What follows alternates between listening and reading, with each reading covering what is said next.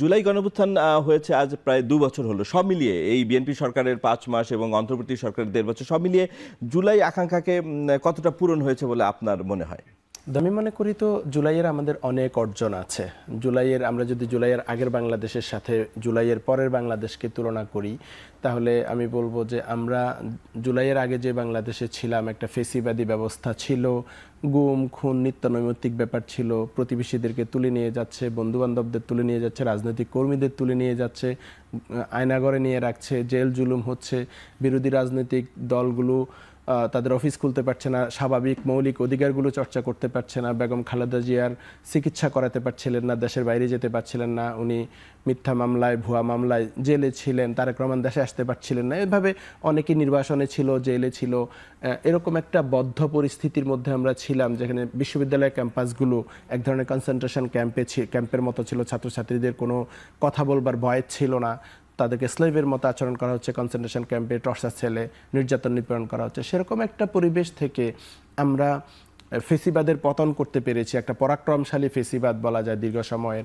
তো এইটা নিঃসন্দেহে জুলাইয়ের একটা বড় অর্জন, এবং সেখান থেকে এসে আমরা একটা গণতান্ত্রিক ব্যবস্থায় হাঁটি হাঁটি পাপা করে যাত্রা শুরু করতে পেরেছি। আমরা একটা নির্বাচন পেয়েছি। দীর্ঘদিন পর্যন্ত জনগণের নির্বাচনে অংশগ্রহণ করবার সুযোগই ছিল না, ভোটাধিকার ছিল না। তো সেই জায়গায় একটা নির্বাচন হয়েছে, এবং নির্বাচনটা একটা পার্টিসিপেটরি অংশগ্রহণমূলক নির্বাচন ছিল।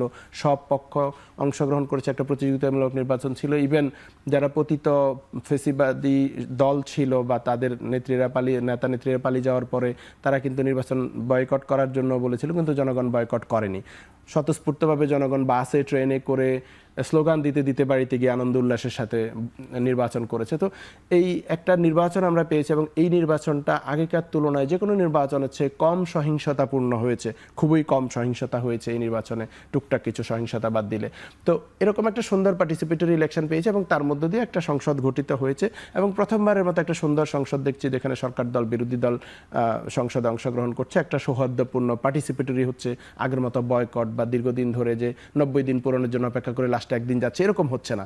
বা আমরা এখন পরিবেশে মানুষজন কথা বলতে গিয়ে আগে যে সেন্সর করতে হতো, ভয় পেত, সে ভয়টা এখন মানুষের মধ্যে নাই, গুম খুন নাই। তো আমি মনে করি এগুলো সবই জুলাইয়ের অর্জন, নানান অর্জন। এখন আর বিপরীতে প্রত্যাশার জায়গা তো আমাদের আরো অনেক ছিল। এটা অবশ্যই সত্য যে আমাদের জুলাইয়ের মধ্য দিয়ে আমাদের যত প্রত্যাশা ছিল, আকাঙ্ক্ষা ছিল, সব পূরণ হয়নি। এর মধ্যে মৌলিক জায়গা যদি আমরা বলি যে জুলাই আমাদের একটা প্রত্যাশার জায়গা ছিল, তো জুলাইয়ের পর যে আমাদের যে জুলাইয়ে যে 2000-এর মতো জাতিসংঘের হিসেবে 1400+ শহীদ হয়েছে, প্রসিকিউটর বলেছিলেন আরও বেশি হবে এই সংখ্যাটা, আরও প্রায় 20-30 হাজার আহত, পঙ্গু, চোখ হারিয়েছে, এরকম অসংখ্য মানুষের ত্যাগের মধ্য দিয়ে আসছে। গত 15 বছরে গুম খুন, বিরোধী রাজনৈতিক কর্মীদেরকে হত্যা, জুডিশিয়াল কিলিং, নানানভাবে আরও বহু মানুষ হতাহত হয়েছে, হাজার হাজার মানুষরা। এটার বিচারটা হওয়া দরকার ছিল দ্রুত গতিতে। সে জায়গাটা আমরা দেখছি এটা খুব স্লো গতিতে যাচ্ছে। 2টা মামলার রায় হয়েছে, এইটা 2 বছরের বেশি হয়ে গেছে, 2 বছর হয়ে গেছে। 2 বছরে মামলার গতিটা ওভাবে আগাচ্ছে না, যেটা একটা হতাশার জায়গা তৈরি করেছে যে আদৌ বিচারটা হবে কিনা বা কার্যকর হবে কিনা রায়গুলো, এটা নিয়ে এটা একটা হতাশার জায়গা। দ্বিতীয় হতাশার জায়গা আমি মনে করি যে ফেসিবাদী দলগুলো সারা দুনিয়ায় যারা এরকম পালিয়ে যেতে বাধ্য হয়, এটা আপনি মনে করেন সিরিয়া বলেন, তিউনিসিয়া বলেন, মিশর বলেন, ইউক্রেন বলেন, এরকম নানান দেশে যখন ফেসিবাদীরা এরকম পালিয়ে যেতে বাধ্য হয়, লুটপাট করে, গণহত্যা করে, গুম করে, ক্ষমতায় থেকে নানান নিপীড়ন করে, তাদের দলগুলো নিষিদ্ধ হয়ে যায় আদালতের রায়ের মাধ্যমে 2 to 6 মান্থসের মধ্যেই। তো আমাদের এখানে আমরা দেখছি একটা এক্সিকিউটিভ অর্ডারের মধ্য দিয়ে নিষিদ্ধ করে রাখা হয়েছে কার্যক্রম, কিন্তু একটা বিচারিক প্রক্রিয়ার মধ্য দিয়ে, আদালতের মধ্য দিয়ে বিচার হবে, এই প্রক্রিয়াটা আগায়নি।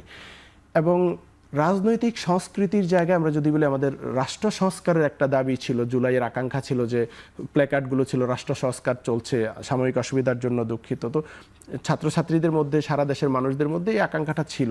এবং আমাদের রাজনৈতিক গুণগত পরিবর্তনের জন্য গত 1.5 বছর ধরে, মানে ইন্টারিমের 1.5 বছর ধরে নানান প্রচেষ্টা, সর্বদলীয় একটা ঐক্যমত্য কমিশন করে করা হয়েছে। সেখানে অনেকগুলো অধ্যাদেশ বা কমিশন নিয়ে আলাপ আলোচনা হয়েছে, জুলাই সনদ নিয়ে আলাপ হয়েছে, একটা গণভোট হয়েছে সবার মতামতের ভিত্তিতে। কিন্তু আনফরচুনেটলি আমরা দেখছি যে বিএনপি সরকার ক্ষমতায় আসবার পরে সেই গণভোটটাকে, যেখানে স্বয়ং তারেক রহমানও গণভোটে হায়ের পক্ষে ভোট চেয়েছিলেন, সেটাকে ওনারা আর গুরুত্ব দিলেন না বা এক ধরনের অবজ্ঞা করলেন জনগণের মতামত। এইটা আমি মনে করি জুলাইয়ের প্রত্যাশার একটা বিপরীত। মানুষের প্রত্যাশা ছিল 70% মানুষ হ্যাঁ ভোট দিয়ে যে তারা এগুলো বাস্তবায়ন দেখতে চায়, এটা হয়নি।